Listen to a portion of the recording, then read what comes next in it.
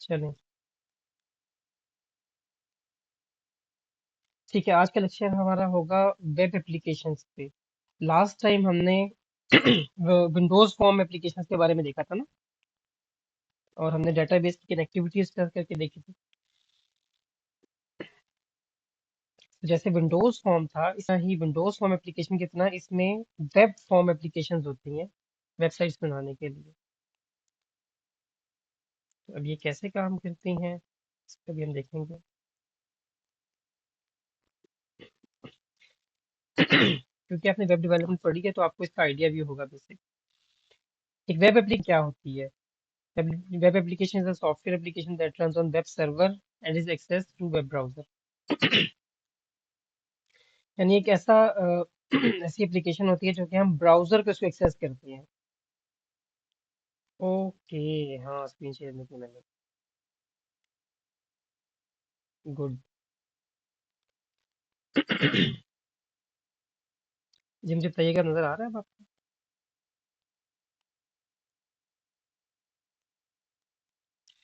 हम्म।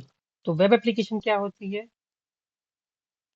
Web application basically web server पे run होती है, और ब्राउजर के थ्रू इसको हम एक्सेस करते हैं। वेब सर्वर क्या होता है? वेब सर्वर को दो तरह से समझ सकते हैं। एक तो वेब सर्वर जो होता है ना, वो बेसिकली वेब सर्वर एक सॉफ्टवेयर होता है। लेकिन जो सर्वर सॉफ्टवेयर होते हैं उनको हम रन करने के लिए बाज़ औक़ात आम कंप्यूटर पे रन नहीं कर सकते हैं, लेकिन उसके लिए हम वेब सर्वर की मशीन्स यूज़ करते हैं। वेब सर्वर कितनी सर्वर मशीन्स यूज़ करते हैं, जिसमें सर्वर विंडोज इंस्टॉल होती है। तो जब हम वेब सर्वर की बात करेंगे तो हम सर्वर सॉफ्टवेयर की बात कर रहे होंगे, कि वेब सर्वर एक सॉफ्टवेयर होता है जिसमें हम अपनी वेबसाइट पब्लिश करते हैं, और फिर वो उस नेटवर्क पे जितने भी लोग हैं उनको वो उस वेबसाइट को एक्सेस कर सकते हैं। ये सारा आपने वेब की कोर्सेज में पढ़ा होगा कि वेब सर्वर क्या होता है और सर्वर सॉफ्टवेयर क्या होता है। Unlike desktop applications that run on specific computers, जिससे डेस्कटॉप एप्लीकेशन किसी खास कंप्यूटर पर रन होती है, उसको भी हम नेटवर्क पे रन कर सकते हैं, लेकिन वो हर कंप्यूटर पे अलग इजी फाइल कॉपी करनी पड़ती है। वेब एप्लीकेशंस में ऐसा नहीं होता, आप एक जगह पे उसको डिप्लॉय करते हैं और उसके बाद आप कहीं से भी एक्सेस कर लें उसको ब्राउजर के जरिए, जैसे क्रोम, एज, फायरफॉक्स। अच्छा, वेब एप्लीकेशन का क्लाइंट सर्वर आर्किटेक्चर होता है।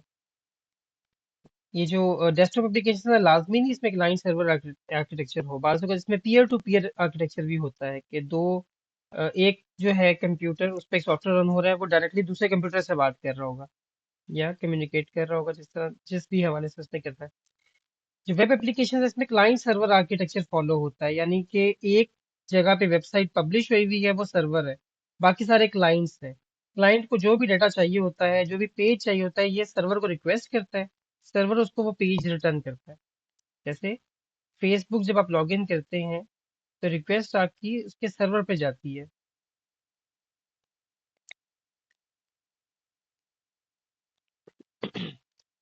आमतौर पे ऐसा नहीं होता, जो डेस्कटॉप एप्लीकेशन है ना उस केस में ऐसा नहीं होता। आपके पास डाटा आपके कंप्यूटर पे ही होता है, वहीं पे आप एप्लीकेशन को रन करते हैं। वेब एप्लीकेशन के केस में आपका जो डाटा है और जो सर्वर, जो आपका सॉफ्टवेयर है, वो सारा सर्वर पे पड़ा हुआ है। उससे आप रिक्वेस्ट करते हैं, वो आपको वो चीज़ प्रोवाइड कर रहा होता है। तो जो हम रिक्वेस्ट करते हैं ना, उसको हम रिक्वेस्ट कहते हैं। जो हमारी तरफ से उसको एक रिक्वेस्ट जा रही है किसी पेज के लिए या किसी डाटा के लिए, और जो वो आउटपुट देता है उसको हम रिस्पॉन्स कहते हैं।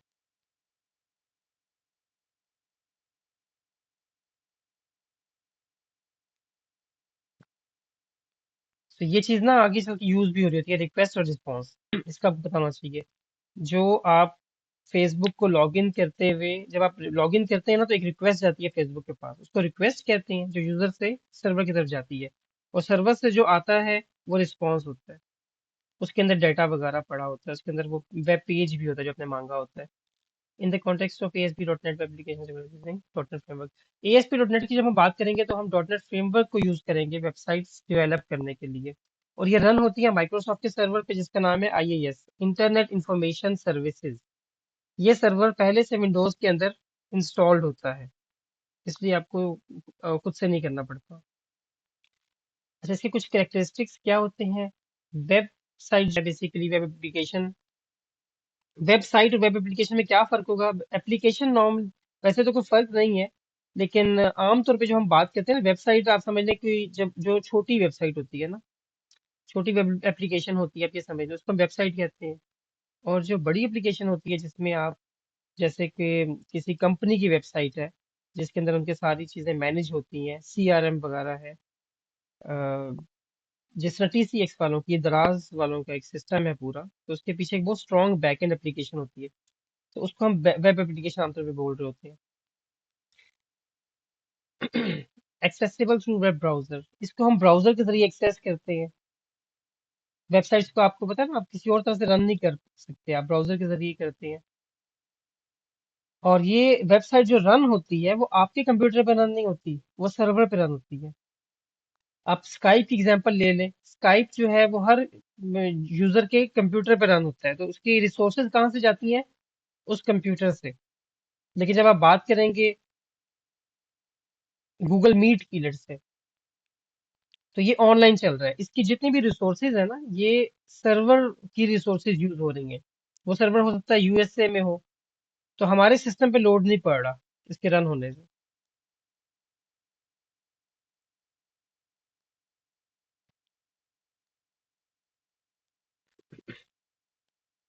देन ये मल्टीपल यूजर्स को सपोर्ट करता है साइमल्टेनियसली।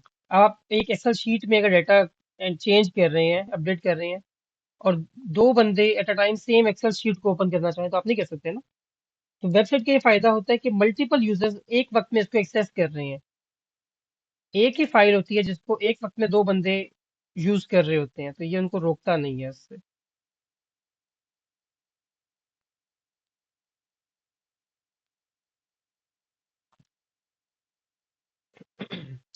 अच्छा, कैन कनेक्ट टू डेटाबेसेस, इसमें हम डेटाबेस से कनेक्टिविटी इसमें भी हम करके देखेंगे, और तकरीबन वैसे ही होगी जैसे हमने पहले की थी, ऑलमोस्ट वैसी ही होगी। प्लेटफॉर्म इंडिपेंडेंट फॉर यूजर्स, इसका सबसे बड़ा फायदा फिर ये भी एक है कि आप किसी भी प्लेटफॉर्म से इसको यूज कर सकते हैं, एक्सेस कर सकते हैं। प्लेटफॉर्म इंडिपेंडेंट होती है ये वेब एप्लीकेशन, यानी लिनक्स पे भी कोई बंदा बैठा वो भी फेसबुक ओपन कर सकता है या इंस्टाग्राम ओपन कर सकता है, उसकी वेबसाइट। और कोई मैक से भी यूज कर सकता है, विंडोज से भी यूज कर सकता है। इसकी एग्जांपल्स क्या हैं? ऑनलाइन शॉपिंग वेबसाइट्स जो कि आजकल बहुत ज़्यादा यूज़ करते हैं आप लोग, library management system, banking portals, banks की जो वेबसाइट्स होती हैं, लर्निंग मैनेजमेंट सिस्टम्स, डिफरेंट जो एजुकेशन से रिलेटेड सिस्टम्स होते हैं। Then ASP dot net, web pages in ASP dot net. A web page is a document displayed in a web browser. Web page क्या होता है? जो एक डॉक्यूमेंट होता है ना, जो वेब ब्राउजर पे शो होता है आपको, यानी आप एक पेज समझ लें, किसी वेबसाइट का कोई एक पेज है, वो एक वेब पेज कहलाएगा। जैसे आप अगर फेसबुक यूज कर रहे हैं, या अगर आप दराज की एग्जांपल लें, तो उसमें जो सबसे पहले पेज आता है वो मेन पेज उसका शो होता है, होम पेज जिसे हम कहते हैं। उसके बाद आपने कैटेगरीज का पेज ओपन किया तो आपको सारी कैटेगरीज शो हो रही हैं, तो वो कैटेगरीज का वेब पेज होगा। फिर जब प्रोडक्ट ओपन कर लेते हैं आप, तो प्रोडक्ट का एक डिटेल पेज शो होता है, उसको आप प्रोडक्ट डिटेल वेब पेज कहेंगे। तो जितने भी पेजेस होते हैं वो, हर पेज एक वेब पेज कहला रहा होता है। और पेजेस में डिफरेंस क्या होता है? सिर्फ डाटा चेंज हो रहा होता है, बाकी फॉर्मेट वही होता है। यानी एक ही पेज है ना, प्रोडक्ट डिटेल का पेज, हर दफा प्रोडक्ट कोई ओपन करते हैं तो उसी पेज में लोड होती है, तो उसका फॉर्मेट सेम होता है, जस्ट डाटा चेंज हो रहा होता है। अच्छा, इसमें जो ASP डॉट नेट में वेब पेजेस होंगे, उनकी एक्सटेंशन होगी .ASPX, ये इनकी एक्सटेंशन होगी। और हर जो पेज है उसके दो मेन कंपोनेंट्स होंगे, एक होगा उसका फ्रंट एंड, एक होगा बैक एंड। फ्रंट एंड पे आपने HTML CSS जावास्क्रिप्ट ये काम करने होंगे, और बैक एंड पे आपने करना होगा उसका कोड, जो कि ये वाला होगा, विजुअल C# वाला का जो कोड होगा। ये ऑलमोस्ट वैसे ही होगा जैसे आपने इसमें किया ना अभी, विंडोज फॉर्म एप्लीकेशन में किया है। तो विंडोज फॉर्म में भी तो आपके पास बेसिकली दो स्क्रीन थी ना, एक डिजाइन और एक कोड के लिए। तो एक में कोड होगा और एक में डिजाइन होता है।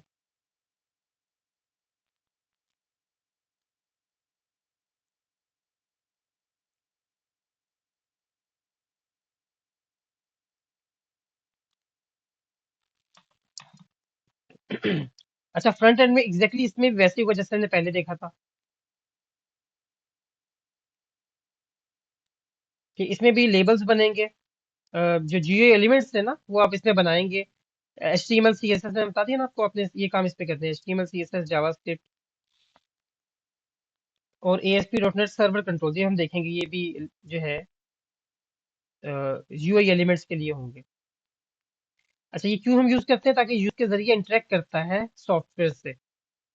Label, text box, button, list drop down list और इमेजेस वगैरह एंड सो ऑन। इसके अलावा भी बहुत सारे कंट्रोल्स होंगे। एग्जाम्पल इसकी क्या है? ये इसने दिया है, सर्वर कंट्रोल की एग्जाम्पल दी हुई है। आप सिंपल एचटीएमएल भी लिख सकते हैं, लेकिन ये हम इसलिए लिखते हैं ताकि ये जो आईडी है ना, जब हम इस तरह से लिखते हैं इस फॉर्मेट में, तो ये जो आईडी है इसकी, ये कोड में हमारे पास एक्सेसिबल हो जाती है। फिर हम कोड में, सी शार्प के कोड में इसको यूज कर सकते हैं। अगर हम इस फॉर्मेट में ना लिखते तो फिर हम इसको कोड में यूज नहीं कर सकते। वरना नॉर्मल तरीका तो हमारे पास यही है कि हम एच टी एम एल का जो फॉर्मेट है उसमें हम इसको लिख सकें। जैसे कि पैन के अंदर हम ये चीज डाल दें, या div में आप यूज कर सकते हैं। ये तो लेबल है ना, इसको तो आप ऐसे ही यूज कर सकते हैं। या आप इस तरह इनपुट यूज करते थे HTML में, input type is equal to text and so on. So इसमें आपने ये चीज यूज करनी है। अच्छा, इसका एक फायदा ये होगा कि आपको ड्रैग एंड ड्रॉप की ऑप्शन मिल जाएगी, तो आपको ये होपफुली सारी खुद से लिखनी नहीं पड़ेंगी।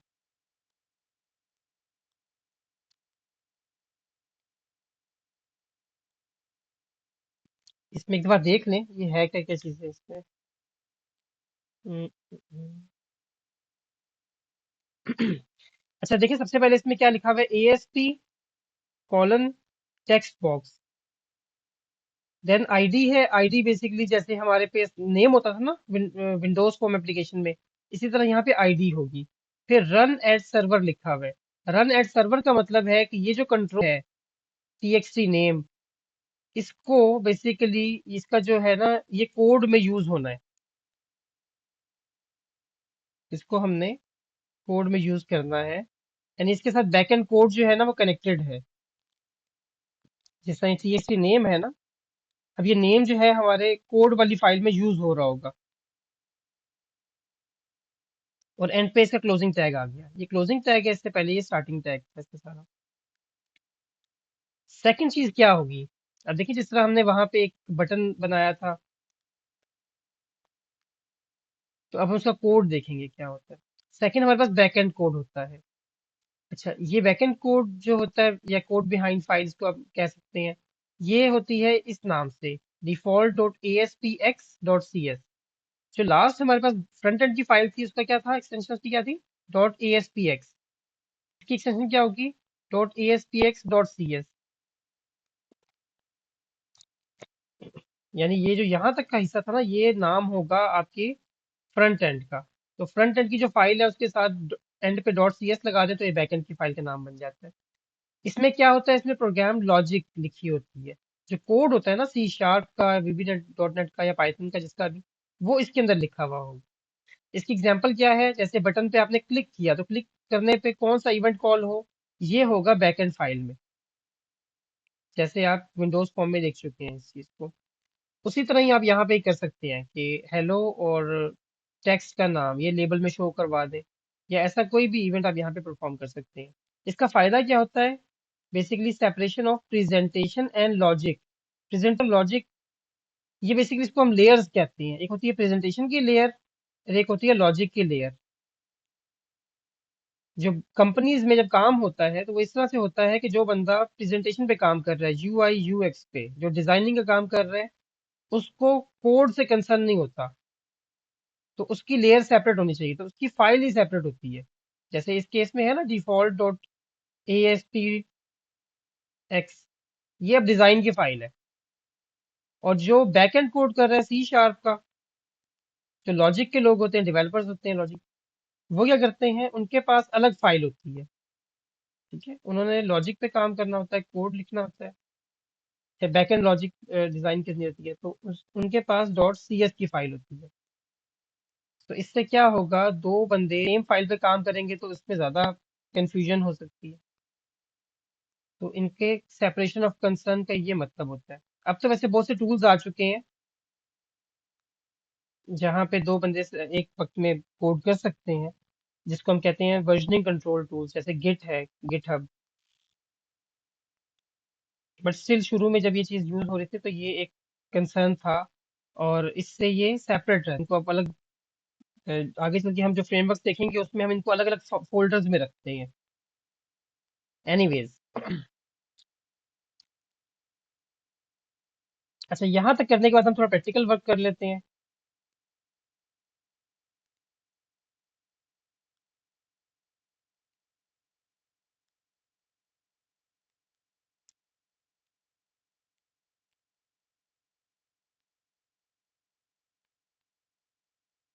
जैसे विंडोज फॉर्म एप्लीकेशन आपने ओपन की थी, इसी तरह आप करेंगे वेब एप्लीकेशन, वेब फॉर्म।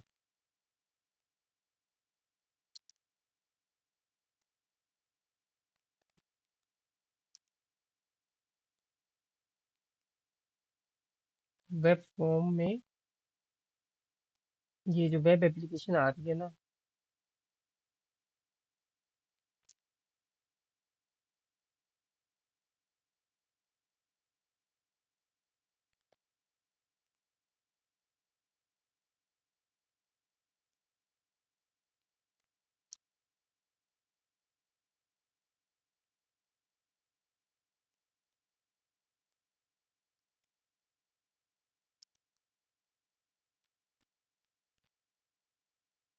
ठीक है, ASP dot net web application,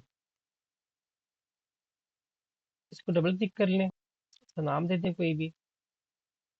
अच्छा, इसके बाद ही आपसे पूछता है कि आपने किस टाइप की एप्लीकेशन बनानी है, एम्प्टी बनानी है, वेब फॉर्म्स की बनानी है जिसमें पहले से कुछ कोड हुआ होगा, MVC, वेब एपीआई, या सिंगल पेज एप्लीकेशन। तो हम इसको एम्प्टी रखते हैं फिलहाल, और यहाँ पे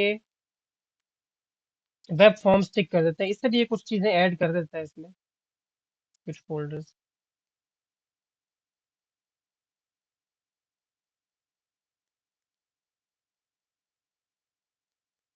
अच्छा, जब ये एप्लीकेशन ये बनाएगा ना, तो इसका डायरेक्टरी स्ट्रक्चर को थोड़ा सा हम समझ लेते हैं।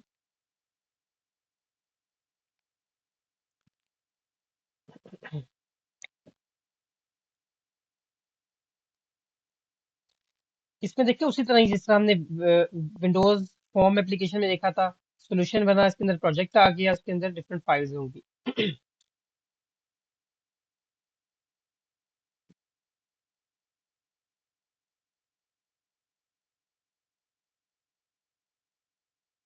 Just a second.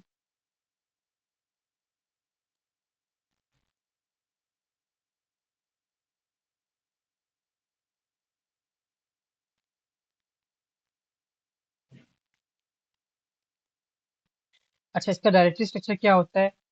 इसमें आप देखिए दो फोल्डर्स बने हुए हैं, ऐप डाटा और मॉडल्स। ऐप अंडरस्कोर डाटा में वो फाइल्स होती हैं जो कि हमने बाजू का, जिस तरह आपने कोई फाइल्स अपलोड करवानी है ना, हम डिफरेंट चीजें बाजू को अपलोड करवा देते हैं, यूजर की, जिस तरह इमेजेस वगैरह हैं, डेटाबेस की फाइल्स हो सकती हैं, इस तरह की चीजें हम इसमें स्टोर करते हैं।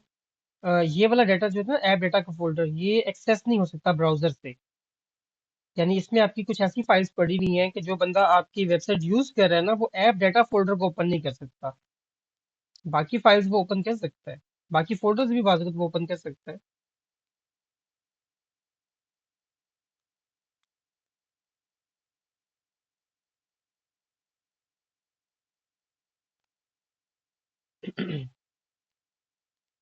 प्रॉपर्टीज में ना इस प्रोजेक्ट की इंफॉर्मेशन होती है, इसमें असेंबली इंफॉर्मेशन के बारे में दिया हुआ है। एक आपने इसके साथ ईयर मेंशन करना है, कंपनी का नाम मेंशन करना है, एप्लीकेशन का नाम जो होगा सॉफ्टवेयर का वो जो रखना है, इस तरह की चीजें इसमें हैं। यानी जो आपकी फाइनल एग्जी बनेगी ना, उसकी कुछ इंफॉर्मेशन वगैरह आप यहाँ पे चेंज कर सकते हैं। रेफरेंसेस में ये सारे रेफरेंसेस आ जाते हैं, यानी जो लाइब्रेरीज इसमें पहले से उसने डाली हुई हैं, कुछ आप खुद एंटर करेंगे, जैसे कि हमने Microsoft dot data dot SQL client वो यूज़ की थी, तो वो जब हम इसमें इंपोर्ट करेंगे तो वो रेफरेंसेस में आ जाएगा। ऐप डाटा के फोल्डर का मैंने आपको बता दिया। फिर मॉडल्स का फोल्डर है। मॉडल्स बेसिकली इसके अंदर जैसे हमने मॉडल देखे थे ना एंटिटी फ्रेमवर्क में, इसमें वो चीजें आ जाएंगी, डाटा से जो क्लासेस होंगी ना मॉडल्स की, वो क्लासेस इसमें आ जाएंगी। क्लास की फाइल्स जिसके लिए हम डेटाबेस से एक्सेस कर, डेटाबेस से रिलेटेड जो फाइल्स होंगी ना, आप समझ लें वो इसमें आ जाएंगी। स्पेशली एंटिटी फ्रेमवर्क को याद रखिएगा इस केस में, कि जो डेटाबेस के टेबल्स जो हैं वो क्लासेस बन जाते हैं। अच्छा, then global dot A S A X file. ये ना ग्लोबल का मतलब नाम से पता चल रहा है, ये ग्लोबल इवेंट्स जो हैं वो इसमें स्टोर होते हैं। जो एप्लीकेशन लेवल के इवेंट्स होते हैं ना वो इसमें होते हैं। जैसे कि एप्लीकेशन स्टार्ट हो ना, जैसे ही सॉफ्टवेयर स्टार्ट हो, वेबसाइट स्टार्ट हो, तो कोई खास काम है तो वो इवेंट इसमें हम लिखेंगे। जैसे ही सेशन स्टार्ट हो, यानी यूजर जैसे लॉगिन हो तब कोई काम करना है, कोई भी यूजर लॉगिन हो तब उसने कोई काम करना है। लेट्स से उसने क्या करना होगा, यूजर लॉगिन होगा, वो यूजर की एक एंट्री कहीं अपने लॉग्स में स्टोर कर लेगा कि यूजर इस टाइम लॉगिन हुए। तो इस तरह की चीजें इसमें होंगी। या एप्लीकेशन में कोई एरर आता है, उसके कोई इवेंट्स वगैरह हैं कि एरर आ जाए तो क्या करो। इस तरह के ना ग्लोबल इवेंट्स जो होंगे ग्लोबल लेवल के, वो इसमें होंगे। अब देखिए हर फाइल के दो इसमें आपको चीजें नजर आएंगी। इसको अगर आप एक्सपेंड करते हैं ट्री को, तो इसके नीचे एक global dot ASAX dot CS क्या है, ये इसकी कोड की फाइल है। इसमें देखिए एप्लीकेशन स्टार्ट का फंक्शन भी बना हुआ है। ये वो जगह है जहाँ पे जो भी काम आप चाहते हैं ना एप्लीकेशन के शुरू होते साथ ही हो जाए, वो आपने ग्लोबल डॉट ASAX में डाल देना है उसका कोड। अच्छा, अगर हम इसको वैसे ओपन करते हैं डबल क्लिक करके, तब भी ये यही चीज दे रहा है। देन हमारे पास पैकेजेस डॉट कन्फिग की फाइल है, इसको ओपन करते हैं। तो जो भी पैकेजेस आप इंस्टॉल कर रहे होंगे ना, वो उसकी एंट्री यहाँ पे आती जाएगी। जो पहले से उसने ऐड नहीं किए हुए उनकी बात कर रहे हैं हम। पहले से जो उसने किए होते हैं वो आप रेफरेंसेस में देखिए, आपको नजर आ रही हैं बहुत सी चीजें, सिस्टम कोड डाटा, ये सब। ये बेसिकली क्लासेस होती हैं वैसे, जो इसमें आ रही थी रेफरेंसेस में। जब आप कोई भी प्लगइन पैकेज ऐड करेंगे तो उसकी क्लासेस आपको यहाँ शो होने लग जाएंगी। और लास्ट में है वेब डॉट कॉन्फ़िग फाइल। इसमें क्या होता है, इसमें सारी कॉन्फ़िगरेशन होती है वेबसाइट की। और कुछ फाइल्स इसमें हिडन होती हैं, वो शो ऑल फाइल्स। हाँ देखिए, शो ऑल फाइल्स किया तो इसमें बिन की एक फाइल आ गई, फोल्डर आ गया सॉरी। बिन वो फोल्डर है जहाँ पे आपकी आपकी जो फाइनल आउटपुट होती है ना, जब आप किसी वेबसाइट को पब्लिश कर देते हैं या सॉफ्टवेयर रन हो बना चुके होते हैं, उसको पब्लिश करते हैं, बिल्ड करते हैं, तो बिन के अंदर उसकी आउटपुट की जितनी भी फाइल्स है ना वो आ जाती हैं। इसी तरह विंडोज फॉर्म एप्लीकेशन होगी तो एक्जी फाइल बिन में आ जाएगी।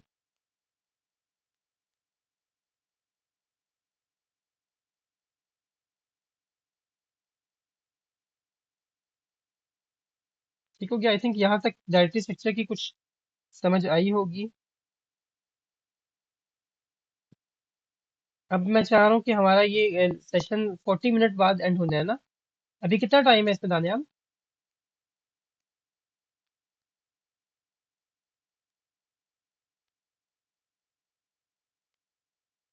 जी कि टाइम शो नहीं हो रहा मेरा ख्याल है। अभी चले कुछ टाइम है, जब मैं कोई वार्निंग वगैरह आएगी तो फिर देख लेंगे। अच्छा अभी देखिए इसको, चलिए हिडन फाइल्स में खत्म करता हूँ। और ओबीजे फोल्डर है ना, उसमें कुछ टेम्परेरी फाइल्स वगैरह स्टोर करता है ये। हम इस पर राइट क्लिक करेंगे और राइट क्लिक करके ऐड पे जाएंगे। ऐड पे जाके नीचे यहाँ पे वेब फॉर्म लिखा हुआ है, जैसा विंडोज फॉर्म था ना, इस तरह वेब फॉर्म। इसका नाम दे देते हैं डिफॉल्ट। डिफॉल्ट वैसे हम इसको होम भी कह सकते हैं, कुछ और भी कह सकते हैं। डिफॉल्ट वो पहला पेज है जो कि ये लोड करता है। यानी कि अगर 4-5 पेजेस है ना, और आप वेबसाइट को लोड करेंगे तो सबसे पहले वो डिफॉल्ट वाले को लोड करेगा, जिसका नाम डिफॉल्ट होगा। डिफॉल्ट पे आ जाते हैं। इसने एक हमें थोड़ा सा ना कोड लिख के दे दिया। इस कोड में क्या लिखा हुआ है इसको जरा समझते हैं। सबसे ऊपर देखें तो एक लाइन लिखी हुई है, एक टैग लगा हुआ है एक तरह से पेज का, उसके आगे लैंग्वेज लिखा है। लैंग्वेज क्या है, C#। है फिर है ऑटो इवेंट वायरअप। ऑटो इवेंट वायरअप का मतलब होता है जो भी मैं यहाँ पे बटन बनाऊं, उसके साथ उसका इवेंट होगा ना, जो कोड फाइल में होगा CS फाइल में, उसको लिंक करने के लिए ये काम हम करते हैं। देन लिखा हुआ है कोड बिहाइंड। कोड बिहाइंड में लिखा हुआ है default dot C X ASPX dot CS। तो अगर हम डिफॉल्ट डॉट ASPX फाइल को देखें, इसमें जो यहाँ पे राइट साइड पे शो हो रही है, और इसको मैं एक्सपेंड करता हूँ, तो इसके अंदर आपको दो नजर आएंगी। एक नजर आएगी CS फाइल जो इसकी कोड की फाइल है, और एक नजर आएगी डिजाइनर फाइल। डिजाइनर पे क्लिक करेंगे तो इसका ये एक फाइल ओपन कर देगा जहां पे इसके डिजाइन के कोड ये ऑटो जनरेट करेगा। इसको मैं राइट क्लिक करता हूँ, यहाँ मेन पे आ जाते हैं। इस पे आके राइट क्लिक करके अगर आप व्यू डिजाइनर पे क्लिक करें तो ये आपको डिजाइन दे देगा, और यहाँ पे आपके पास GUI कंट्रोल्स दे देगा कि आप ड्रैग एंड ड्रॉप करके यहाँ पे कंट्रोल्स ऐड कर सकते हैं। ठीक है, तो डिजाइनर से भी आप ऐड कर सकते हैं। जब आप ऐड करेंगे ना, डिजाइन वाली फाइल में आएंगे, ये जो default dot ASPX dot designer dot CS, तो यहाँ पे आपको नजर आएगा कि उसने वो कंट्रोल ऐड कर दिया। देखिए, बटन ऐड किया तो उसने ये कोड लिख दिया। तो वापस इस पे आते हैं, डिजाइन पे। इसको हम रिमूव कर लेते हैं फिलहाल, बटन को, और वापस राइट क्लिक करके व्यू कोड इस पे आ जाते हैं, या सोर्स। ऐसा नीचे सोर्स का ही बटन दिया हुआ है। इससे तीन ऑप्शंस दिए होते हैं, सोर्स, डिजाइन और स्प्लिट। स्प्लिट में क्या होता है, कोड भी आता है और डिजाइन भी आ जाता है। तो फिलहाल हम इसको जस्ट इस पे रखते हैं, सोर्स पे।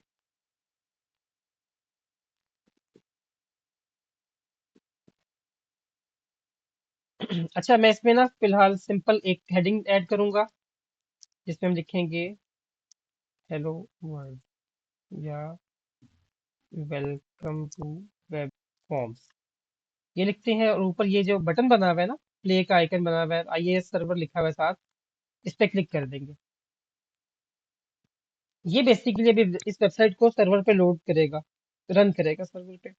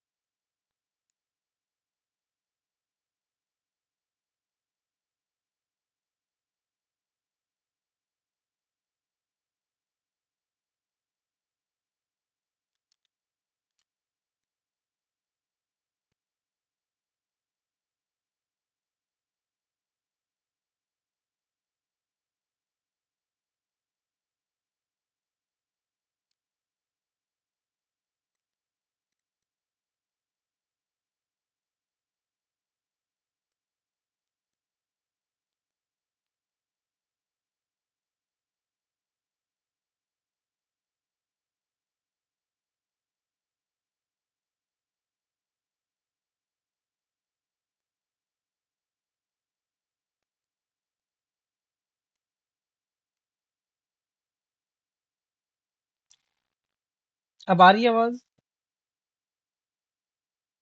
अच्छा, बस एक मिनट रुकिए, मैं इसको रन कर लूँ पहले।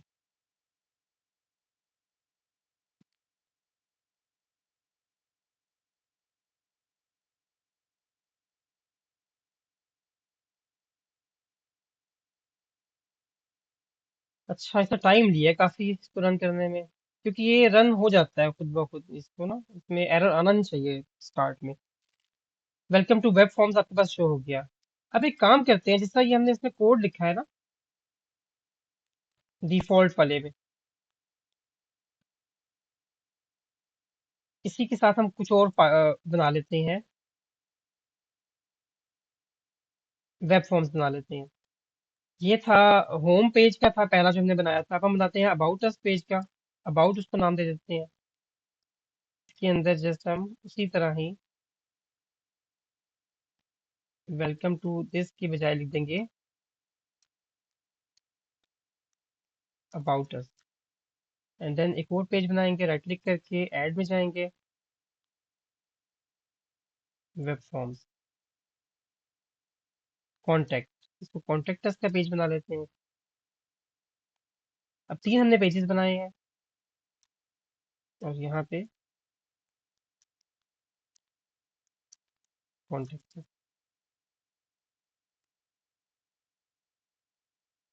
इसको रन करते हैं। अच्छा, हमने कॉन्टैक्ट पे भी रह के रन किया ना, तो कॉन्टैक्ट वाला शो होगा।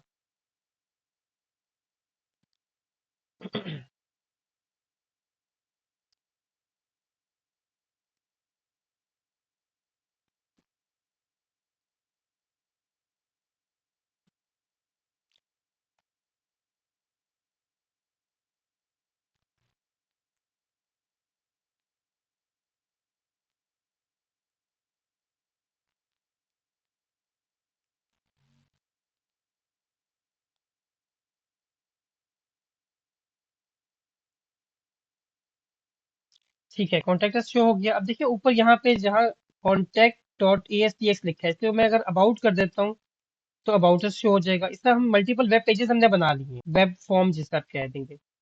और अगर मैं कुछ भी नहीं लिखता साथ, तो देखिए बाय डिफॉल्ट जो चला है वो डिफॉल्ट वाला चला है। इसके साथ आप ऐसे ही समझ लें कि यहाँ पे लिखा हुआ था default dot A S T x. अगर ये ना भी लिखे हम, तो तब भी डिफॉल्ट ही चलता है। लेकिन अबाउट वगैरह के बारे में लिखना पड़ता है हमें।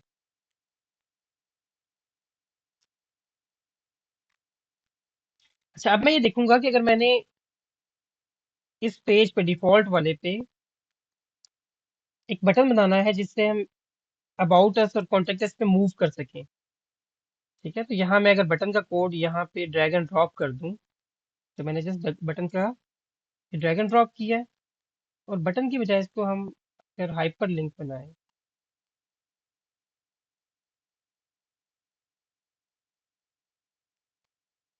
हाइपर लिंक, इसको नाम जो इसको हम जब आईडी देंगे ना, आईडी का फायदा ये होता है कि जो आईडी है ये एंड पे जो कोड है उसमें एक्सेसिबल हो जाएगी। तो इसको हम कहते हैं लिंक होम और नेविगेट यूआरएल। नेविगेट यूआरएल में जो हम लिखेंगे ना, ये हम बता रहे हैं कि किस पेज पे लेके जाना है। तो सबसे पहले ये साइन है जो वन के साथ होता है ना, वन से पहले जो ऊपर कीबोर्ड में जो न्यूमेरिक वन से पहले होता है, इसे टिल्डे साइन बोलते हैं। ये बेसिकली रूट पे ले जाता है, जो हमारा सॉफ्टवेयर है उसके जो रूट फोल्डर है। और फिर हम स्लैश लगा के यहाँ पे home dot A S P x ये लिख सकते हैं। इसी तरह ही बाकी पेजेस के बारे में भी हम यहाँ पे भी हम होम लिख देंगे। अभी हम एक छोटा सा मेन्यू बनाना चाह रहे हैं। Home, about us, contact us.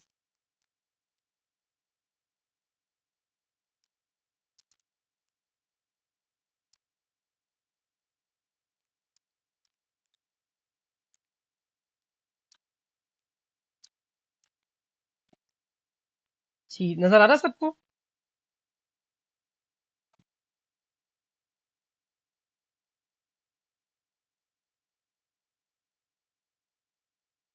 Hello.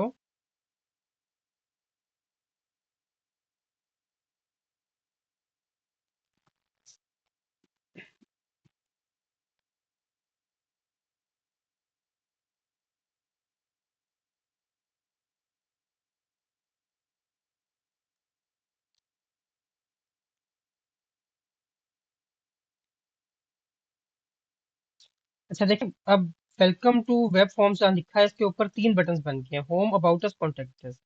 Home पे अगर हम आएंगे तो वापस ये, सॉरी, होम में मैंने home dot A S P x लिख दिया, वो डिफॉल्ट लिखना था। अबाउट पे बहरहाल आ जाते हैं, तो अबाउट पे देखें इस पेज पे आ गए। कॉन्टैक्ट पे आएंगे तो हम इस पेज पे आ जाएंगे। अब ये जो मेन्यू मैंने यहाँ पे ऐड किया है, ये मुझे हर पेज पे ऐड करना पड़ेगा।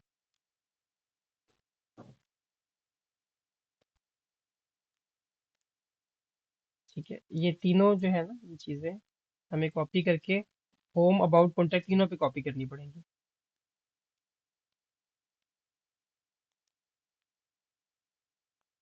तब जाके मेन्यू सही से रन होगा। हम एक काम कर लेते हैं, मेरा ख्याल है 40 मिनट्स तो होने वाले हैं, तो मीटिंग हम दोबारा ज्वाइन कर लें। आप सब इधर ही हैं?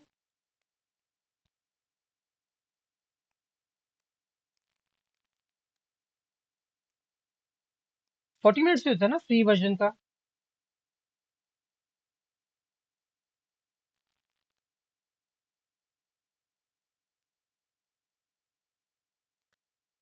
चलिए मैं आपको ना इसका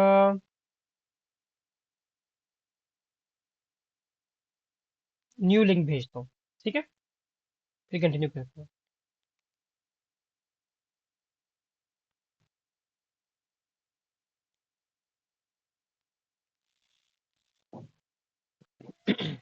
अच्छा चलिए हम स्टार्ट करते हैं साथ लेक्चर अपना। तो इसमें हमने हर पेज पे ना एक मेन्यू ऐड कर दिया है।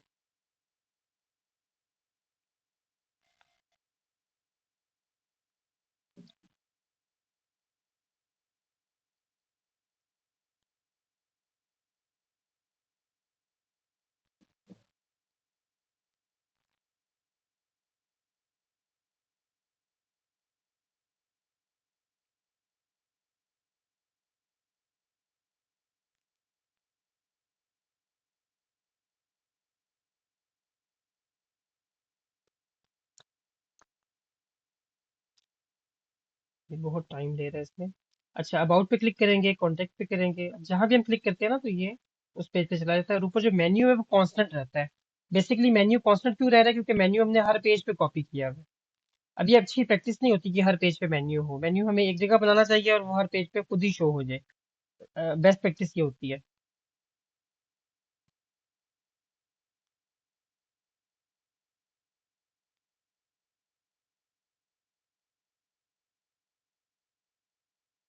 अब एक काम इसमें हम ये करेंगे कि मैंने कुछ कोड जो है ना एक बनाया हुआ है, जो कि जिसमें स्टाइल शीट भी है, तो हम स्टाइल ऐड कर लेते हैं ताकि थोड़ा बेसिक हमें पेज, थोड़ा बेहतर पेज नजर आए।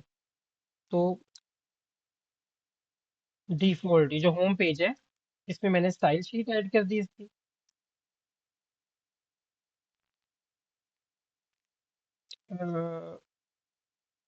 ओके।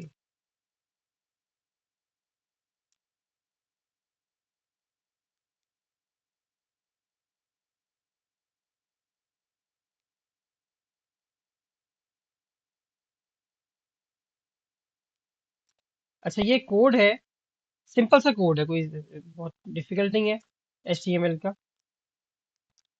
ये जैसे मैंने कॉपी किया है, इसके साथ थोड़ा सा स्टाइल ऐड किया हुआ है इसमें, ताकि जो पेज हो वो थोड़ा बेहतर नजर आए।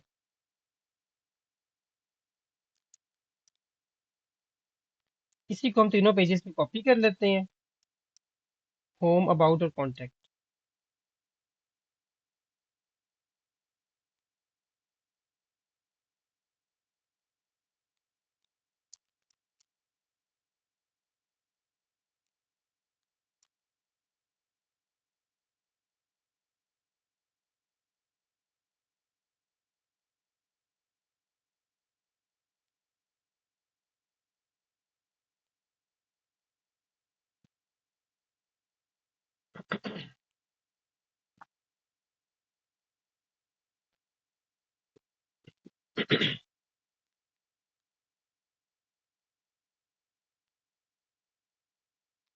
अच्छा अब देखिए थोड़ा सा बेहतर लुक एंड फील होगी ना।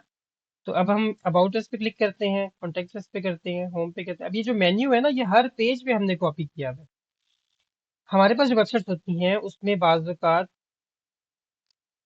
जब भी कोई वेब पेज लोड होता है ना, जब भी पेज आप रिफ्रेश करते हैं या कोई रिक्वेस्ट जाती है तो पूरा का पूरा पेज रिफ्रेश होता है।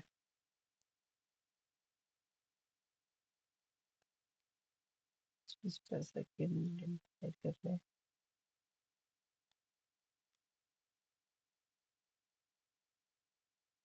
अच्छा हमारे पास जो वेबसाइट होती है ना उसमें हेडर होता है, ये जो ऊपर हेडर बना होता है, बाजू का मेन्यू होता है। अब ये हर पेज पे शो होना है या मैक्सिमम पेजेस पे शो होना है, तो हम इस हर पेज पे ऐड नहीं करते इसका कोड।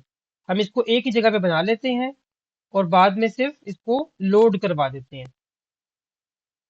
तो अभी जो हमने काम किया ना ये सारा कोड हमने हर पेज में सारा कोड किया। ये फुटर है, इसके नीचे ऊपर हेडर है और साथ मेन्यू है। हेडर मेन्यू फुटर हमने हर पेज में इसका कोड लिखा है। यहाँ पे देखें, ये अबाउट अस का पेज है, इसमें भी हेडर है, मेन्यू है और फुटर है, और बीच में कंटेंट है। कंटेंट तो हर पेज का अपना होता है, लेकिन ये जो हेडर मेन्यू फुटर है ये जो है ये एक ही दफा लिखना चाहिए था हमें। इसी तरह डिफॉल्ट में आ जाए होम पेज पे, यहाँ भी हेडर मेन्यू और फुटर ये हमने लिखे हैं, और HTML के स्टाइल भी हर पेज में डालें। तो हमें ये करना था कि हम एक ही पेज बनाएं जिस पेज के अंदर हम ये सारा जो है ना, मेन मेन ये जो चीजें हैं ना, ये ऐड कर दें। इसके लिए अगर हम वापस स्लाइड्स पे आए तो आप देखें मास्टर पेज क्या होता है ASP.NET पे। Master page allows developer to create a common layout for multiple web pages in a web application. तो हम एक ऐसी लेआउट बना देंगे एक पेज में कि जब भी हम कोई पेज कॉल करें तो वो उस लेआउट को यूज कर ले, जिसको हम मास्टर पेज कहते हैं। तो हमें हर पेज में डिजाइन बार बार नहीं ऐड पड़ेगा, और हमें हर पेज में हेडर, नेविगेशन मेन्यू, फुटर हर पेज में रिपीट नहीं करना पड़ेगा। तो हम लेआउट रखेंगे मास्टर पेज पे, और बाकी जो पेज है वो उस लेआउट को यूज करेंगे, यानी वो उसके चाइल्ड बन जाएंगे आप में। इसका फायदा क्या होता है? कंसिस्टेंट डिजाइन रहता है अक्रॉस पेजेस, मेंटेनेंस इजी होती है, कोड रीयूजेबल हो जाता है, और रिड्यूस कोड डुप्लीकेशन, कोड की डुप्लीकेशन कम हो जाती है। मास्टर पेज का स्ट्रक्चर क्या होता है कि मास्टर पेज में आपका हेडर सेक्शन होगा, नेविगेशन मतलब मेन्यू होगा, फुटर होगा, और content place holder. Place holder वो होता है जहां पे जब आप अबाउट अस का पेज लोड करेंगे ना, तो मास्टर के टेम्पलेट के अंदर ही वो आएगा ना। तो अबाउट अस का जो अपना कंटेंट है वो कंटेंट प्लेस होल्डर के अंदर आ जाएगा। ये इसका एक छोटा सा अपने कोड का एक एग्जांपल दी हुई है कि मास्टर पेज में आपने किस तरह से बनाना है। अभी हम देख लेते हैं इसको। वापस आते हैं यहाँ पे, राइट क्लिक करते हैं, ऐड पे जाते हैं। अब हम यहाँ पे मास्टर पेज हमें सिलेक्ट करना है, तो हम जाएंगे न्यू में, ऐड न्यू आइटम। यहाँ से आप वेब पे आ गए, और यहाँ पे अपना आपने मास्टर लेआउट ढूंढना है इसको। हाँ, ये देखिए, वेब फॉर्म्स मास्टर पेज, इसका नाम है साइट वन डॉट मास्टर। हम इसको साइट वन की बजाय बल्कि ये रहने देते हैं नाम इसका। इसको हम ऐड कर लेते हैं। अब इसने बाय डिफॉल्ट ये कोड लिख दिया, इसमें भी इसने वैसे किया है। आम पेज में पेज लिखा होता है, यहाँ पे मास्टर लिखा हुआ है, लैंग्वेज C# है, ऑटो इवेंट वायरअप मतलब जो इवेंट्स हैं बटन क्लिक वगैरह के, वो कोड के साथ उसको लिंक करना। कोड बिहाइंड के इसने फाइल का वो नाम दे दिया। और इनहेरिट किससे कर रही है ये? वेब एप्लीकेशन टू, जो हमारे प्रोजेक्ट का नाम है, डॉट साइट वन।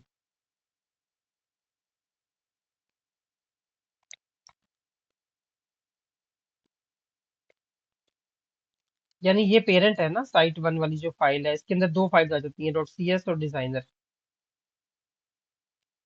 अब हम साइट पे आते हैं। अब यही कोड जो हमने यहाँ पे लिखा था होम पेज का, ये सारा का सारा कोड हम वहां पे कॉपी कर सकते हैं। पहले सारा कॉपी कर लेते हैं वहां पे। अच्छा, अब जो बीच वाला हिस्सा था जहाँ पे मेन कंटेंट आना था होम पेज का, इस जगह पे, यहाँ इसकी जगह हम यहाँ पे लिख देंगे, ऊपर यहाँ से कॉपी कर लेते हैं।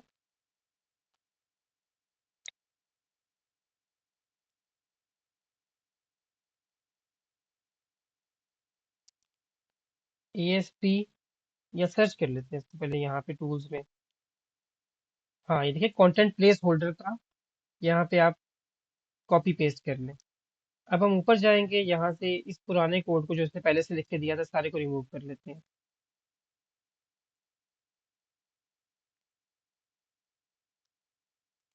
बस ये कॉपी कर लेते हैं हेड का।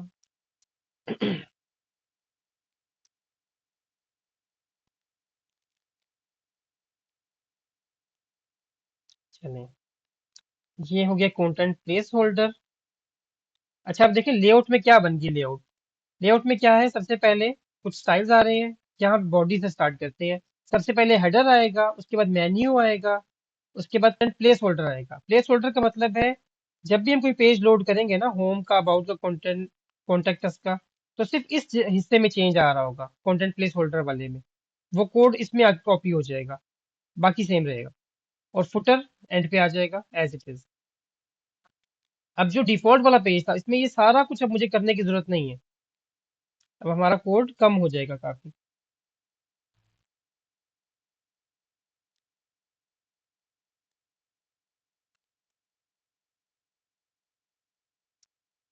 ठीक है, तो अब हम क्या करेंगे? अब हमें ये सारा लिखने की जरूरत नहीं है। अब हम जस्ट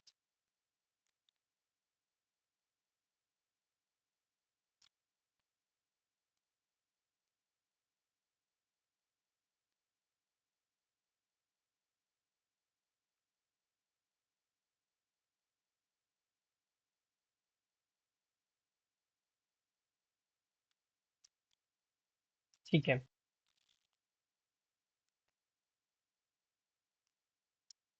इसमें से हम ये सब रिमूव कर देंगे, क्योंकि ये सब हमने लेआउट में डाल दिया ना, जितना भी कोड था।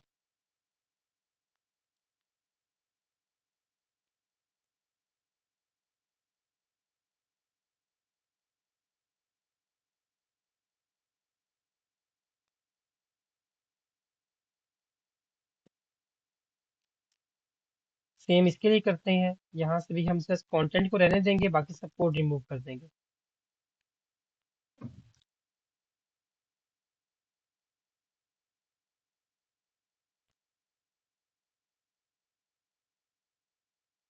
और यही काम इसके साथ भी कर लेंगे।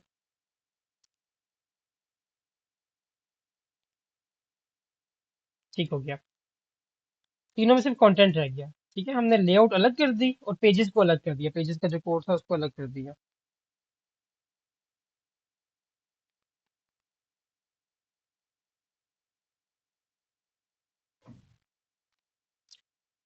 अच्छा, अब इसमें जो आपने कंटेंट डाला था ना हमने, इसके साथ हम कंटेंट का,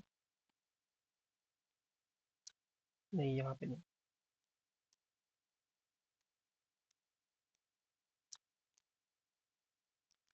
आईडी इक्वल्स, इसको हम कह देते हैं होम कंटेंट,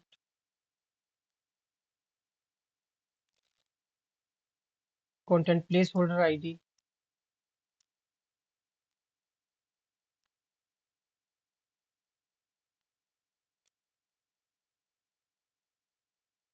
ये इसकी आईडी है, कंटेंट प्लेस होल्डर। ये आईडी दे देंगे यहाँ पे, और रन एट सर्वर।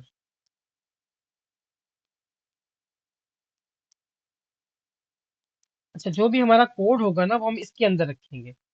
अच्छा, यहाँ पे एक और चीज हमें करनी है, जो ऊपर पेज का ये टैग लगा हुआ है ना, इसके साथ हमने मास्टर फाइल की भी अब का रेफरेंस भी देना है यहाँ पे।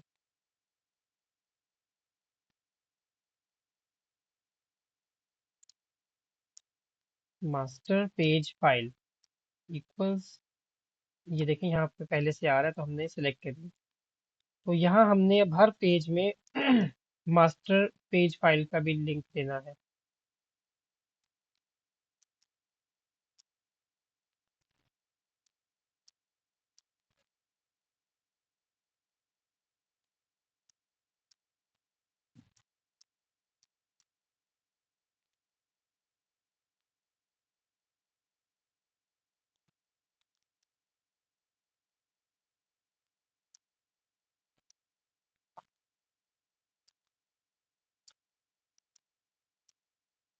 तो जितना भी कंटेंट होगा ना अब आपका, वो इसके अंदर लिखना है हमने, इस कंटेंट के टैग के अंदर।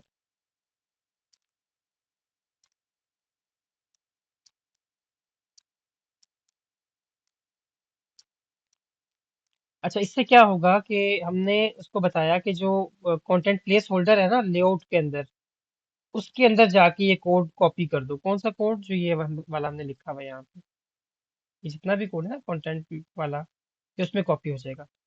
अब जब हम सॉफ्टवेयर को चलाएंगे ना, तो हमारे पास मास्टर, जो साइट वन डॉट मास्टर है, मास्टर पेज है, वो लोड होगा। तो जितना जो मेन्यू का कोड है वो एक ही जगह पे होगा। जस्ट हेडर एक दफा बना होगा, फुटर जस्ट एक दफा उसका कोड होगा। क्योंकि एक वेबसाइट में बाज़ वक़्त बहुत ज्यादा पेजेस होते हैं, 30-40 पेज या 100 से ज्यादा पेजेस होते हैं जो बड़ी वेबसाइट्स होती हैं उनमें। तो वो सारे पेजेस के अंदर अगर आप ये कोड कॉपी करेंगे तो ये ज्यादा लोड जो है ना बढ़ेगा वेब पे। और अगर एक जगह पे चेंज कर दिया, बाकियों पे याद ना रहा चेंज करना, तो उससे सॉफ्टवेयर में एरर्स आने का चांस है। तो इसलिए बेहतर होता है कि आप इसको एक ही जगह पे रखें। तो अब इसको हमने सेंट्रलाइज लोकेशन पे ले आए हैं मास्टर लेआउट बनाने के बाद।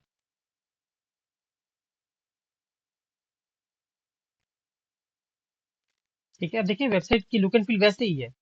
अब हम किसी भी पेज पे जा रहे हैं ना, तो सिर्फ ये अंदर वाला हिस्सा चेंज है, और कुछ भी चेंज नहीं हो रहा, बाकी सब कांस्टेंट है।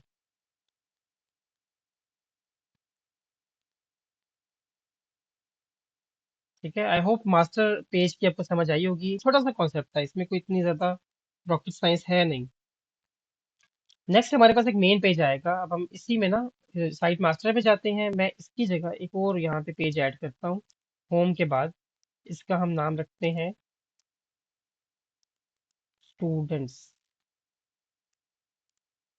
स्टूडेंट्स क्योंकि अब हमने डेटाबेस से लिंक करना है। Link students. चलो, राइट क्लिक करते हैं, इस पे ऐड पे जाते हैं, एक वेब फॉर्म ऐड करेंगे जिसका नाम होगा स्टूडेंट्स। अच्छा, इसके अंदर भी हम फिलहाल तो वही वाला कोड कॉपी पेस्ट कर देते हैं। ये, अब इस हिस्से को हमने चेंज करना है।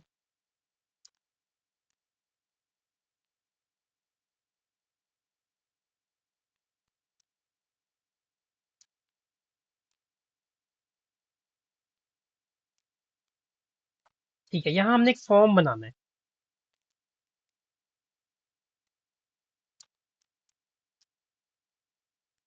इसका भी कोड मैंने कुछ जो है रखा हुआ है कि हम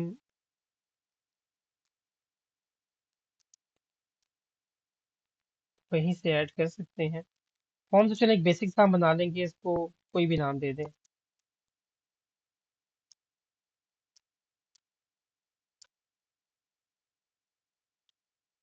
ठीक है, इसके अंदर या तो हम,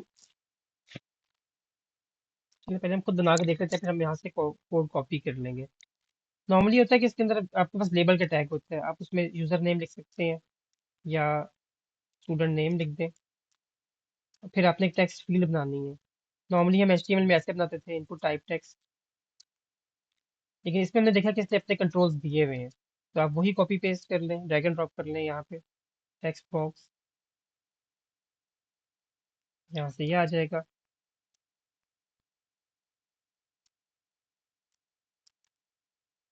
ठीक है, असल में हमारे पास इतना टाइम नहीं कि हम ना एक डिज़ाइन सेट करें, तो उसके लिए फिर हम क्या करते हैं, हम डिज़ाइन जो बना हुआ है ना वही हम यूज़ कर लेंगे, लेकिन पहले हम देख लेते हैं कि इनको ऐड कैसे करना है। नेम के बाद हम एज डाल देते हैं यहाँ पे, तो इसको मैं कर देता हूँ टी एक्स टी एज। ये टी एक्स टी एज अब कोड में मेरे पास एक्सेसिबल हो जाएगा एज वेरिएबल। इसी तरह ये object basically T x T name.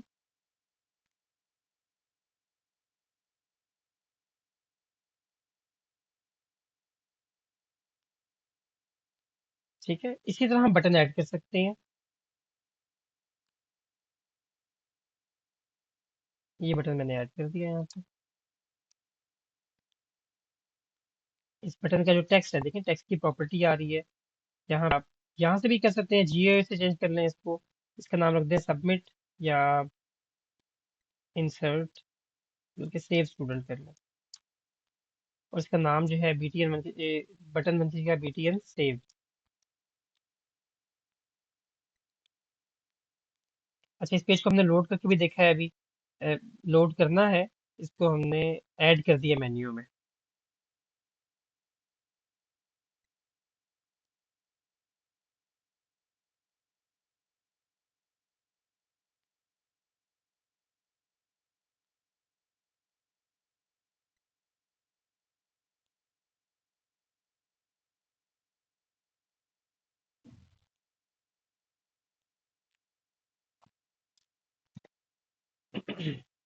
Forms आपने वेब में तो पढ़े होंगे लास्ट में, जब आपने वेबसाइट बनाई होंगी, उसी तरह से एक फॉर्म आपने बना लेना है।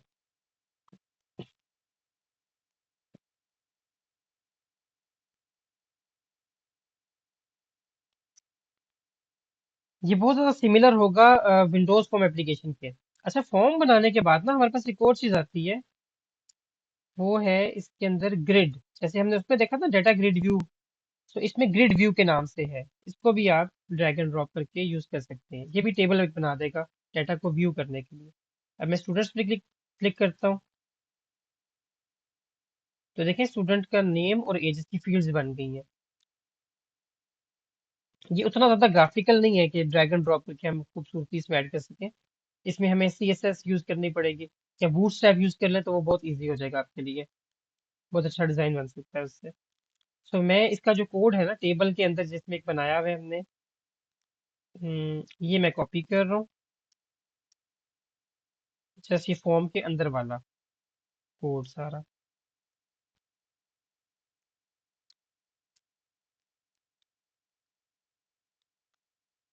चलो, इससे ये होगा कि हमारे पास थोड़ी लेआउट अच्छी आ जाएगी।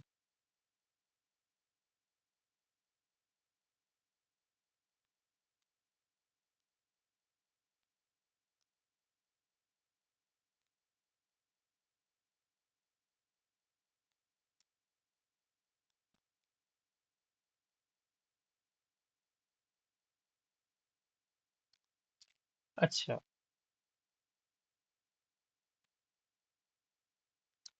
चलो इसने बटन क्लिक का इवेंट बनाया हुआ था जो कि यहाँ पे हम यूज नहीं कर सकते अभी।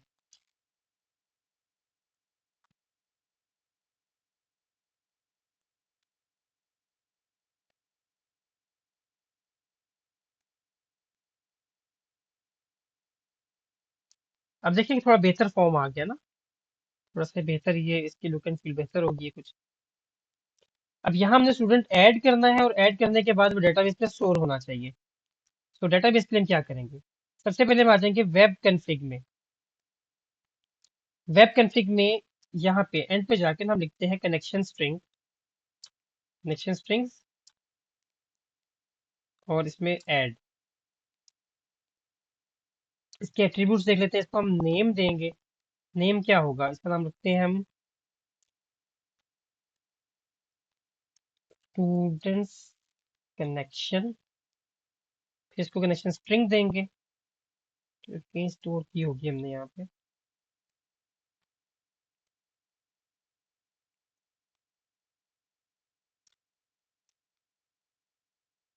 कनेक्शन स्ट्रिंग दे दी, और फिर इसको देंगे प्रोवाइडर। ये क्या होगा? System dot data dot SQL client.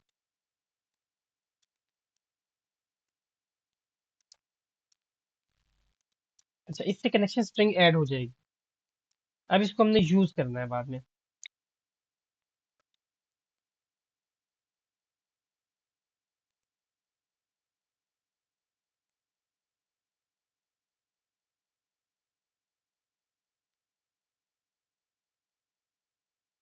जी, तो स्टूडेंट्स के पेज पे आ जाते हैं।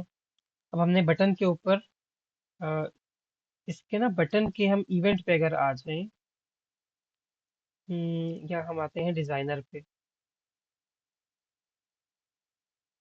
इसने लेआउट को लोड कर दिया, इस पे आके बटन सिलेक्ट किया, और यहाँ क्लिक पे डबल क्लिक क्लिक किया जैसे ही, तो देखिए वो कोड में ले आया। अब इसमें हमने क्या करना है?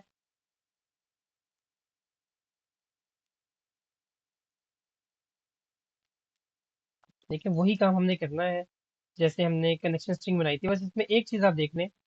जैसे वहां पे हम कनेक्शन स्ट्रिंग बनाते थे ना, यहाँ तो हमने वेब में डाली है, वेब डॉट कॉन्फ़िग में। तो इसको एक्सेस कैसे करेंगे हम? String con str is equal to configuration manager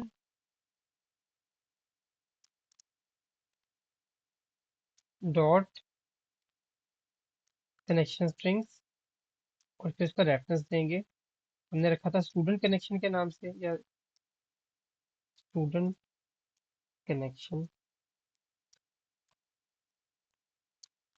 बाद में डॉट कनेक्शन स्ट्रिंग। इस नाम को एक दफा कंफर्म कर लेते हैं, स्टूडेंट कनेक्शन ही है, स्टूडेंट्स कनेक्शन है।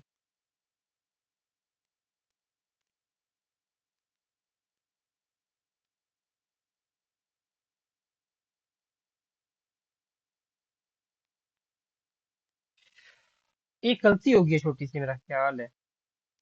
इसके अगर हम कोड पे वापस आए, हम सोर्स पे, तो ऊपर, ओ, इसका जो कोड बिहाइंड है ना, वो कॉन्टेक्ट वाला पेज लिखा हुआ है, इसलिए उसने यहाँ पे कोड ऐड कर दिया था।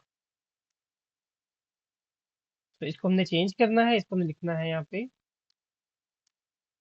Students dot A S P x. अब हम आएंगे इसे डिजाइन पे, और डबल क्लिक करते हैं इस पे, या इस पे आके, सॉरी पहले इसका इवेंट हटा देते हैं।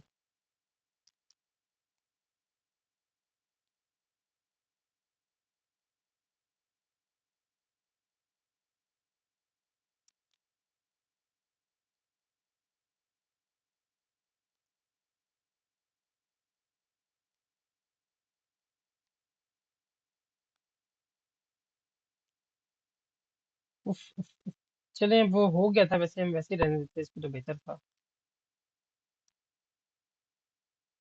डायरेक्ट ही रहने देते हैं इसको।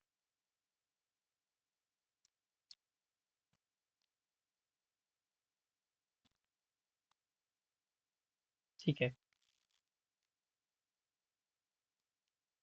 इससे हमें कनेक्शन स्ट्रिंग मिल जाएगी, आगे हमने वही काम करना है। यूजिंग एसक्यूएल कनेक्शन कौन इज इक्वल टू, नॉर्मल तरीके से कह सकते हैं यहाँ पे, न्यू एसक्यूएल कनेक्शन, इसमें कौन str पास कर देंगे, then string query is equal to certain to, ये हम लिखने के बजाय कॉपी कर लेते हैं बस।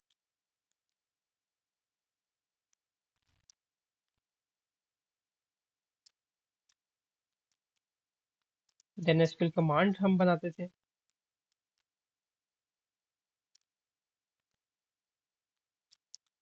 cmd इज इक्वल टू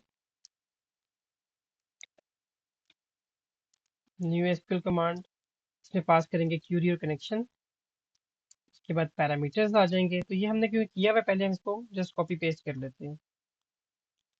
बस एक चीज याद रखिएगा, यहाँ पे txt नेम वगैरह किस तरह एक्सेस होंगे, जो नेम होगा ना, इनका नेम की प्रॉपर्टी होगी। जैसे अगर सोर्स पे आ जाए, txt नेम, हाँ, अब txt नेम, txt एज और डिपार्टमेंट, इससे ये एक्सेस होंगे वहां पे कोड में।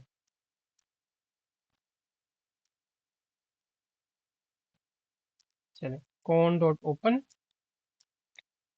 Cone dot cmd dot execute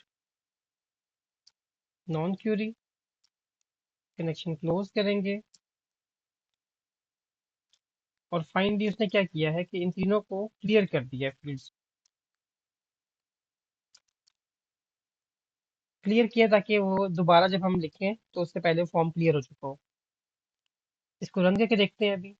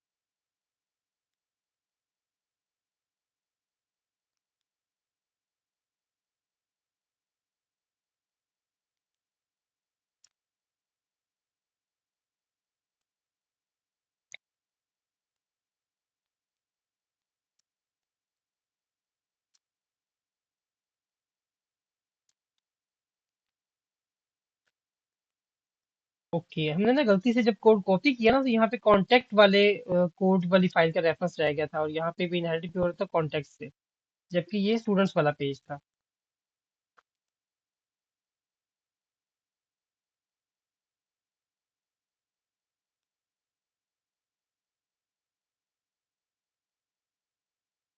सो अब इस पे आ जाते हैं, ये असल में ना अब इसकी ये फाइल बनती थी।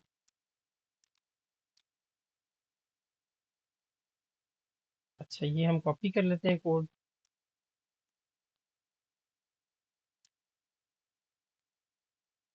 और कनेक्शन स्ट्रिंग भी।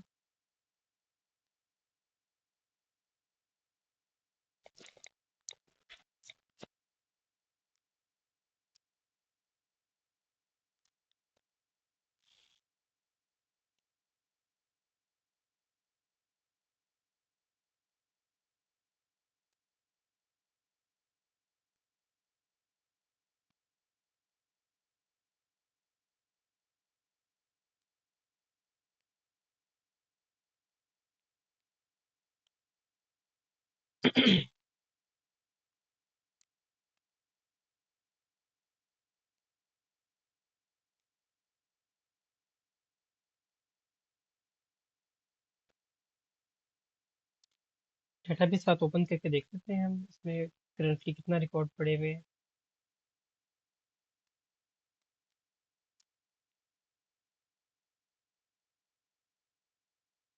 ठीक है, ये 4 रिकॉर्ड्स पड़े हैं इस पे।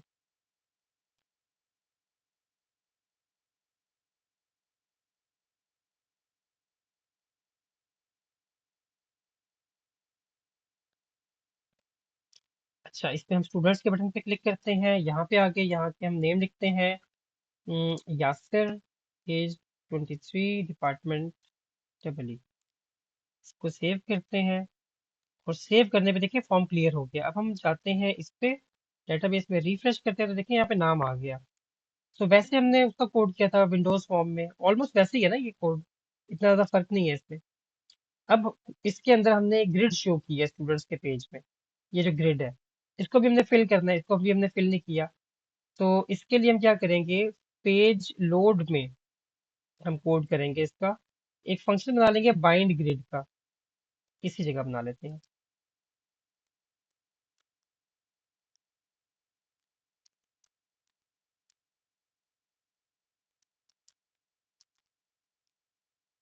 बाइंड ग्रिड, इसके अंदर हमने क्या कोड करना है, एग्जैक्टली वैसे ही जैसे हमने पहले किया था, ग्रिड के साथ बाइंड करने के लिए विंडोज फॉर्म में जैसे किया था ना, एसक्यूएल डेटा एडेप्टर,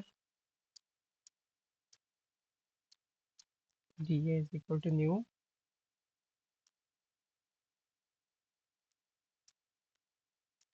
अच्छा, इसको क्यूरी पास करनी है और कनेक्शन पास करना है, query is equal to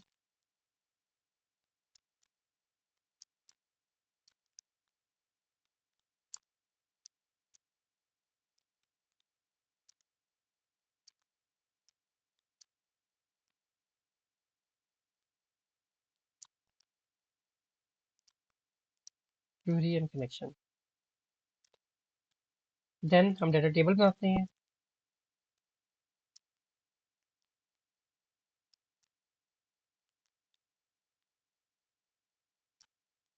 D dot fill dt के साथ फिल करेंगे इसको, grid view one dot data source is equal to dt, और grid view one dot data bind. ठीक है, ये कोड देखें और सेम है,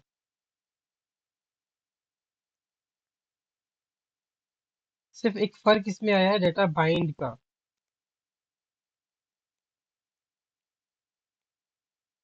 तो इस नाम से क्या पता चलता है कि डेटा को जब आप बाइंड कर रहे हैं किसी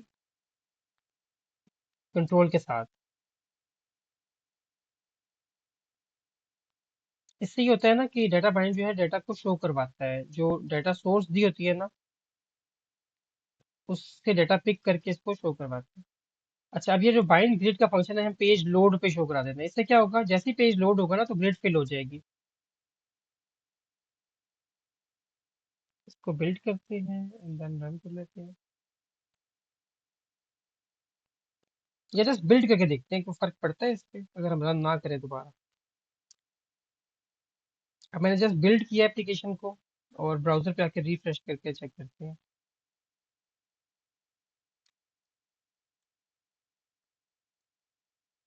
हाँ देखिए, तो इसने ग्रिड हमें शो करवा दिया डाटा इसमें।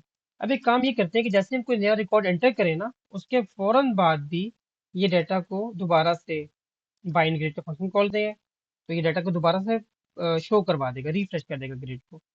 अच्छा, यहाँ आके ना हमें इसको मेरा ख्याल है बिल्ड करना पड़ता है, जब कोड में चेंजेस करते हैं ना तो एक दफा बिल्ड कर लिया करें बस।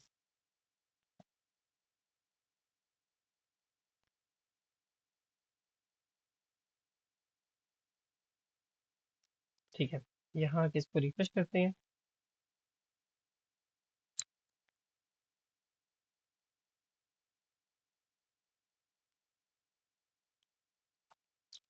Name Tahir 33 CS। सेव किया तो देखिए, जैसे ही सेव किया साथ ही रिकॉर्ड यहाँ पे शो हो गया। सो हमने आज देखा है कि क्या वेब एप्लीकेशन क्या होती है, पेजेस किस तरह बने हैं, फिर पेजेस के दरमियान नेविगेशन कैसे होती है। नेविगेशन मतलब कि किस तरह आप एक पेज से दूसरे पेज पे जाते हैं। फिर हमने मास्टर लेआउट बना के देखी कि मास्टर पेज जो है उसके जरिए हम एक लेआउट बना लेते हैं। तो हर पेज में हमें जो मेन्यू, हेडर और फुटर नहीं ऐड करना पड़ता, वो एक ही जगह पे होता है।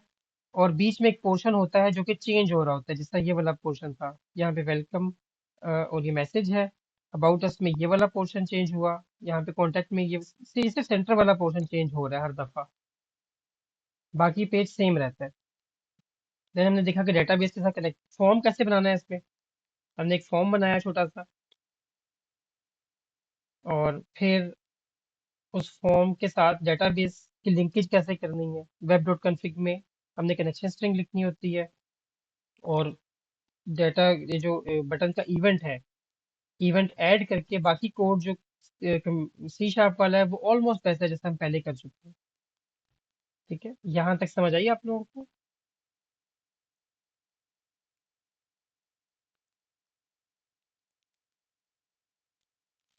जी। आपको समझ तब आएगी जब आप इसकी प्रैक्टिस करेंगे ना आप लोग। अच्छा, मुझे बताएं कि अटेंडेंस कर लेते हैं। हसान आया है, मोहम्मद हसान हलीम,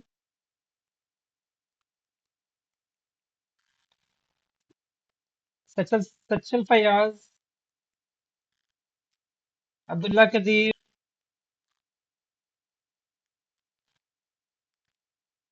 अच्छा, आशिर भी आया हुआ है, अरसलान नवाज।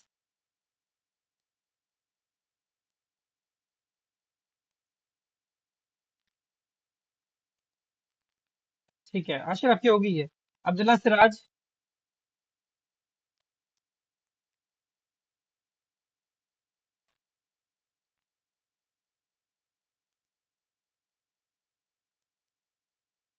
हेलो।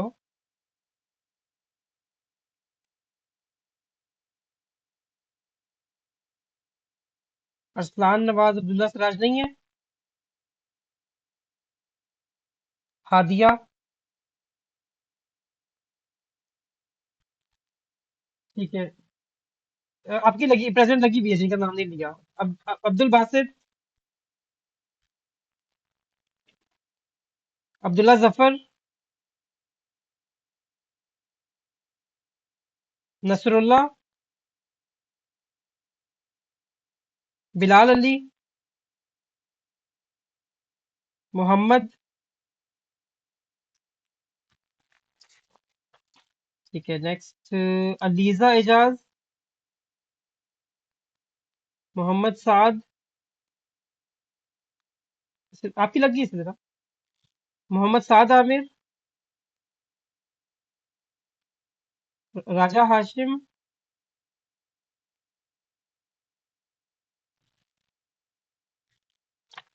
हिना अंसारी, आपकी भी प्रेजेंट लगा दी थी मैंने।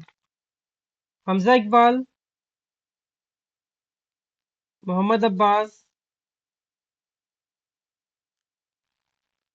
हारिस अली। मोहम्मद हम्माद तारिक।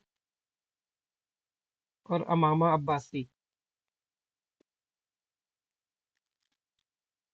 अब्दुल्ला जफर की मैं बताता हूँ जिनकी लग गई अटेंडेंस। हसान हलीम, सचल फयाज, अब्दुल्ला कदीर, आशिर, उजैर, अकील, हादिया, गजाला, साद मोइन, हिना, दानियाल, कैफ, मोहम्मद, सिदर रब्बानी, मोहम्मद हम्माद, मोहम्मद अब्बास, ताहिरा जैनब। राजा हाशिम की लग गई। जी जी, लगा दी है। ठीक है, और कोई रह गया? चलें, आपने इसकी प्रैक्टिस कर लेनी है। ठीक है, मुझे बताएं कि क्लासेस ऑनलाइन होने के चांसेस हैं आपके?